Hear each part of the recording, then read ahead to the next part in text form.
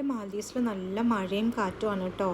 സാധാരണ ജൂണിലൊക്കെയാണ് ഇവിടെ മഴ പെയ്തു തുടങ്ങുന്നത്. പക്ഷേ ഇവിടെ ഇപ്പോൾ ഒരു മെയ് ഫസ്റ്റ് വീക്കല്ല, ഏപ്രിൽ ലാസ്റ്റ് വീക്ക് ഫസ്റ്റ് ഒരു മഴ പെയ്തു. അത് കഴിഞ്ഞപ്പോൾ മെയ് കംപ്ലീറ്റ് മഴയാണ് കേട്ടോ. ഒന്നില്ലെങ്കിൽ രാവിലെ ആയിരിക്കും, അല്ലെങ്കിൽ മിഡ് നൈറ്റ് മഴയുണ്ടാവും, അല്ലെങ്കിൽ പിന്നെ ഉച്ചയ്ക്കും വൈകിട്ടൊക്കെ ആയിട്ട് ഇങ്ങനെ മഴയാണ്.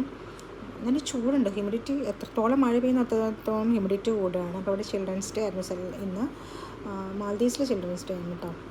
അപ്പം അതിൻ്റെ കുറച്ച് പ്രിപ്പറേഷനൊക്കെ ആയിട്ട് ഇന്ന് കുറച്ച് തിരക്കിലൊക്കെ ആയിരുന്നു. ഞാൻ സെൽഫി ഒന്നും അങ്ങനെ എടുക്കാറില്ല കേട്ടോ കുറേ ആയിട്ട്. എന്താണെന്ന് വെച്ചാൽ ഒരു ഇടയ്ക്ക് ഭയങ്കര ക്രേസായിരുന്നു സെൽഫിയൊക്കെ എടുക്കാനായിട്ട്. പിന്നെ അങ്ങനെ എടുക്കാറില്ല എന്തോ. പിന്നെ ഇതൊക്കെ ഇന്ന് ഞങ്ങൾ ഓരോ സ്റ്റോൾ ഉണ്ടാക്കണം, പിള്ളേർക്ക് ഓരോരോ ഗെയിംസിൻ്റെ സ്റ്റോൾ ഉണ്ടാക്കണം. അപ്പോൾ അതിലേക്ക് ഓരോരോ ഗെയിംസിൻ്റെ പേരും അതിൻ്റെ കാർഡ്സ് ഉണ്ടാക്കി അതിനകത്ത് ഇങ്ങനെ പൂവൊക്കെ വരച്ചൊട്ടിക്കലൊക്കെ ആയിരുന്നു. അതൊക്കെ ഭയങ്കര ഇൻട്രസ്റ്റിംഗ് ആയിട്ടുള്ള കാര്യം. എല്ലാ ടീച്ചേഴ്സും കൂടി ഒരുമിച്ചിരുന്നിട്ടാണ് അതൊക്കെ ചെയ്യുന്നത്. അപ്പം ഓരോരോ ഗ്രൂപ്പ്സ് ഉണ്ടായിരിക്കും. ഇപ്പം നോട്ട് ഓൺലി ടീച്ചേഴ്സ്, അപ്പോൾ അഡ്മിൻ സ്റ്റാഫ് ഉണ്ടായിരിക്കും, പിന്നെ അങ്ങനെ എല്ലാവരും കൂടിയിട്ട് കേട്ടോ.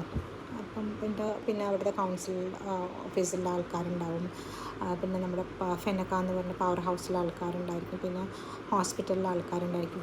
ഈ 3 സ്ഥാപനങ്ങളാണ് കേട്ടോ ഇവിടെ ഉള്ളത്, സ്കൂളും ഹോസ്പിറ്റലും പിന്നെ ഈ കൗൺസിൽ ഓഫീസ് എന്ന് പറഞ്ഞാൽ പഞ്ചായത്തൊക്കെ പോലെ തന്നെ അത്, പിന്നെ നമുക്കുള്ളത് പവർ ഹൗസ് ആണ് കേട്ടോ.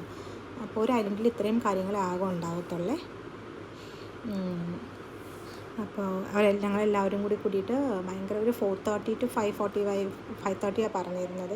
പക്ഷെ മഴയുടെ ഒരു ഇതുകൊണ്ട് തന്നെ എല്ലാ പിള്ളേരും കളിച്ചൊക്കെ കഴിഞ്ഞതുകൊണ്ട് തന്നെ പെട്ടെന്ന് തന്നെ നിർത്തി കേട്ടോ.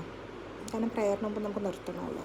പിന്നെ കൊണ്ടുപോയ ഡെസ്കും അതെല്ലാം പിടിച്ച് തിരിച്ചിട്ട് സ്കൂളിൽ നമുക്ക് സ്ഥലമില്ലായിരുന്നു. അപ്പോൾ അതുകൊണ്ട് അത്രയും പേരെ ഓക്യുപ്പൈ ചെയ്യാനായിട്ട് അപ്പോൾ ഞങ്ങൾ പുറത്താണ്, അത് ബീച്ചിനോട് ചേർന്നിട്ടൊരു ഏരിയ ഉണ്ടായിരുന്നു, അവിടെയായിരുന്നു.